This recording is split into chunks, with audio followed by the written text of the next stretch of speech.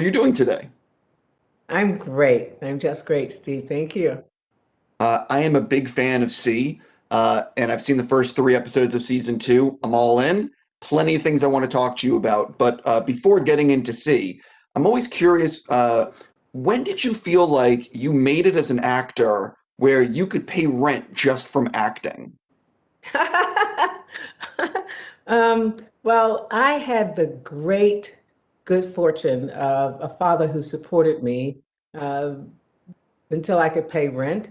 And actually, a bit, he supported me well after I could pay rent because, when you're dad or mom and you just want to stay connected, he would say things to me like, well, you better take it while I've got it. So uh, I never thought of the salary as the fact that I was an adult and I could take care of myself in this industry. And I know that is such a blessing. It is, if you can believe it, 25 years since Star Trek First Contact. Uh, yeah, no, it's crazy. And as a big Star Trek fan, I am curious, what do you remember from the making of that film? Do you have any strong memories? Yes, I do. I have scars here because Jonathan Frakes, who is my godson, yes, we are. He might even be a month older than me, or I'm a month older than he is. But he asked me to do it. Now, I was good friends with Jonathan, of course, with LeVar, and a lot of people on the set on Brent, but I had never really kept up with it. So when he called me, asked me, Brent, I said, okay, great, and I'll make this quick. But I got the script and I was reading it. It just read like action, and I said, oh yeah, this is so cool. And so it says I was, coming out of Jeffrey's tubes, and I say, well, now who's Jeffrey? And they say, you don't need to know. It's like because there was a huge explosion that we practiced for about 5 hours. It was Jamie and I, and me and Jamie, and probably 200 stunt people when the explosion happens, when the first contact, when the Borg are hitting, it was the Borg, yeah, hitting that outpost.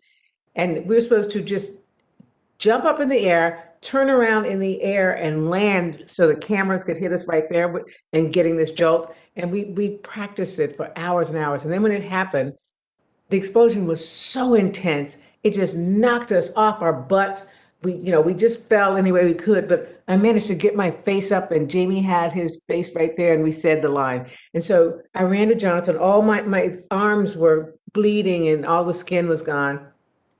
That obviously the costume was ripped up. And I said, Jonathan, I've messed up the costume and my arms are bleeding. He says, that's okay, we've got it. And he walked away. So that's the memory that I have on first contact. Yeah, I think that maybe that obviously stunt went a little awry, but I think that people don't realize that maybe making movies and TV isn't as glamorous as they think. None of it, even the most mundane thing is not glamorous. It's tough. It is, yeah, it's Completely. tough. As I said, jumping into C, like I said earlier, I'm a big fan, and a lot of people I've spoken to when they're working on the second season of a series, they've learned a lot on the making the first series that they carry with them. You know what they can, and I'm just curious, what did you learn making the first season, if anything, that maybe helped you in season two? I almost don't separate the seasons because I discovered a character, and I discovered a tribe and a way of working and a whole world. So I don't separate the seasons. We just got to continue living, and in continuing living, the focus came more to the relationships within the family and the past relationships of family coming back to haunt or to be finally dealt with.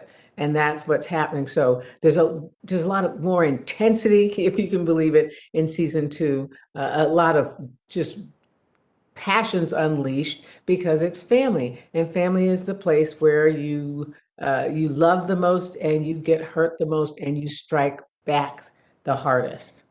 In the episodes I saw, more is revealed about your character without getting specific. And I'm curious, Mhm. when you signed on for the series, how much were you told about like the full arc of the show and what might be happening, and how much are you finding out script by script? Well, you find out, I find out at the top of a season.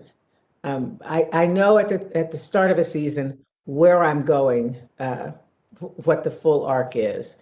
And we take whatever arc that was and where you want to go by the end of this next season.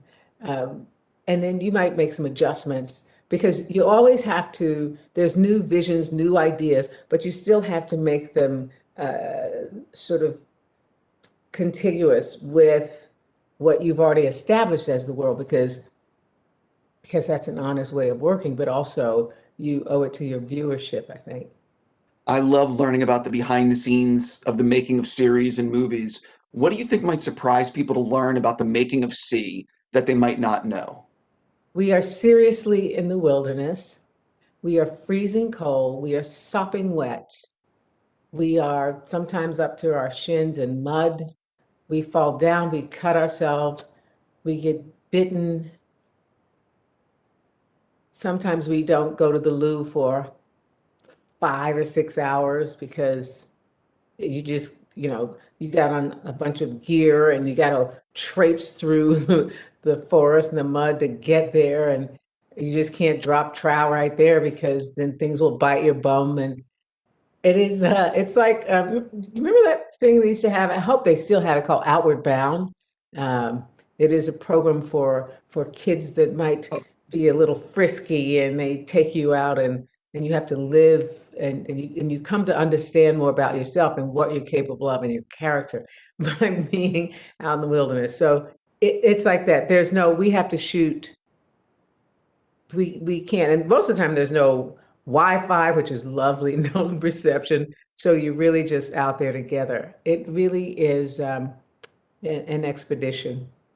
Well, but I think that makes this is part of the reason why the series is so awesome to watch, because it looks incredible with these real locations. It looks like you're cold. It's not a pretend. Yeah, it's the kind of thing when you come in at the end of the day, I don't set off to go to act. I know what I'm supposed to do and I know what's required, what I want to accomplish uh, emotionally, beat by beat. I know what that is because I read it. But once you step out of the car and you're out there falling down, ripping stuff, ripping parts of your body open, I'm really just trying to stay on my feet and stay alive till the end of the day. And sometimes you start saying, okay, maybe if I hurt myself bad enough, they'll take me to the hospital and I can sleep and get warm for a few hours.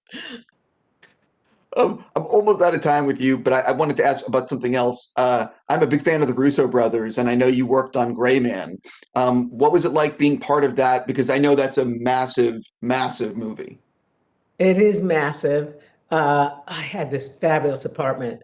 My character, look, that's the first thing I think about. We all went on about how we would love to have this apartment. Her apartment is in the Czech Republic, and that's so neither here nor there. But that's one of the things I think of. I so enjoyed Ryan and Anna and the boys. It was lovely. I had to do a stunt though that I failed so miserably at, also because I kept giggling that I couldn't do it. But it involved me, you know, there's a big huge blast and I have to like crab swim out of this demolished area, and it was just, I was terrible at it. I was swimming in place, but it was exciting because yeah, I wanted to do something like that. I was, unfortunately, when I signed on, I saw, oh, Hong Kong, oh, Thailand, oh, all these different places.